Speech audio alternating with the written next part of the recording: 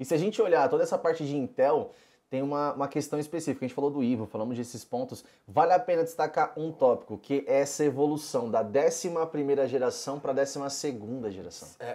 E não apenas do 11º para o 12º. O que é a diferença? Pra gente começar a falar da diferença, é o quê?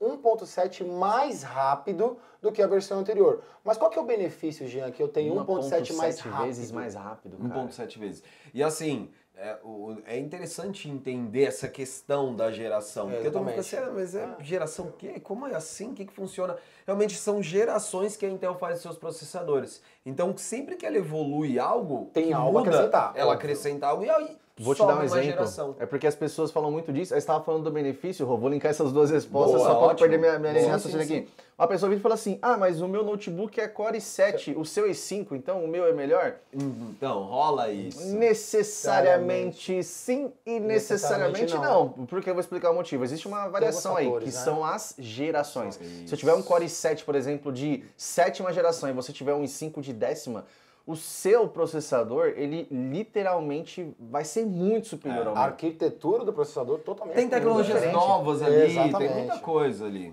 Então, a 12ª geração vai vir com várias coisas muito interessantes. Já é um spoiler para as próximas gerações. Isso que eu ia falar, porque hoje nós estamos na 11ª. Nesse momento que a gente está fazendo esse podcast, nós estamos na 11ª. Mas a Intel já anunciou, já existe, já tem. E quem sabe, né?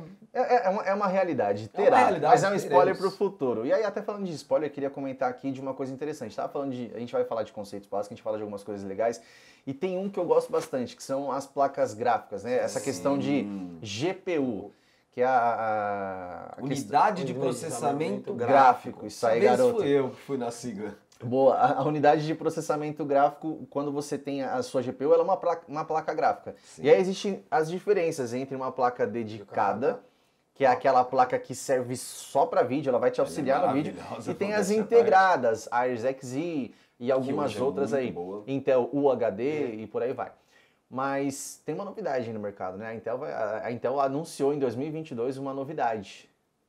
Que estará presente na nossa linha de notebooks. Que é o quê? É o quê? Intel Arc. Intel Arc. Que é a evolução da Intel hoje para uma placa dedicada, né? Exato. A entrada, a Intel anunciou em 2022, a entrada nesse mercado das placas dedicadas. Eu acho que é uma revolução para a Intel, porque quando você fala de Iris Xe, cara, a gente estava falando, roda jogo AAA, roda pacote Adobe, faz edição de vídeo, mas uma placa dedicada, a gente sabe que tem uma potência superior.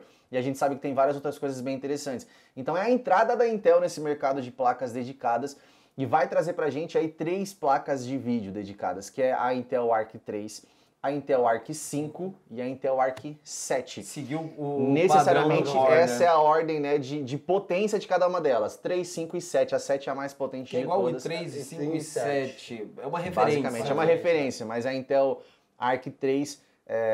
ela vem mais rápido agora para o mercado, né? Ela vai iniciar mais rápido no mercado que a A350. E só para vocês terem uma ideia, em comparação, por exemplo, com linhas passadas de notebook, ela já conta com 4 GB de memória dedicada para que você rode aí os seus jogos, aplicativos, pacote Adobe e tudo mais. Isso basicamente é o dobro que a gente tem em outras placas que são de 2 GB, né? São bem famosas no mercado. Eu acho que só quem tem a ganhar é o mercado e o consumidor. E o consumidor, o cliente vai ficar feliz. Porque nós somos maravilhoso, mais opções, você tem...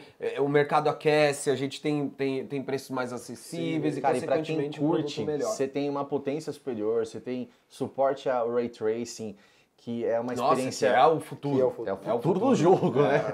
Que se você tem correção de sombra, você tem alinhamento, né, de perspectiva, textura, reflexo. É lindo demais. E eu vou até cortar a quarta parede aqui, eu vou falar com você. Se você nunca viu, veja, vai lá no YouTube, coloca lá Ray Tracing, jogos em Ray Tracing ou qualquer coisa que foi masterizada, renderizada nisso que você vai amar, cara. É a nova tendência hoje do mercado. Sim, agora com as novas gerações até exatamente. Vão vir mais jogos com Ray Tracing. Exatamente. Mas esses são pontos legais e é o futuro. A Intel está investindo bastante. A gente falou de algumas coisas aqui legais. A gente está falando de Intel Evo, falamos de 12ª, falamos de Arc. Ou seja, é uma parceria muito forte Intel-Samsung para entregar para o nosso cliente aquilo que ele espera, que é o melhor, cara. Olha, sem demagogia, que aula que de processamento, hoje, principalmente de processamento. Que gostei, foi muita informação boa. Foi muita informação legal e que é útil, principalmente isso. É isso aí, gente.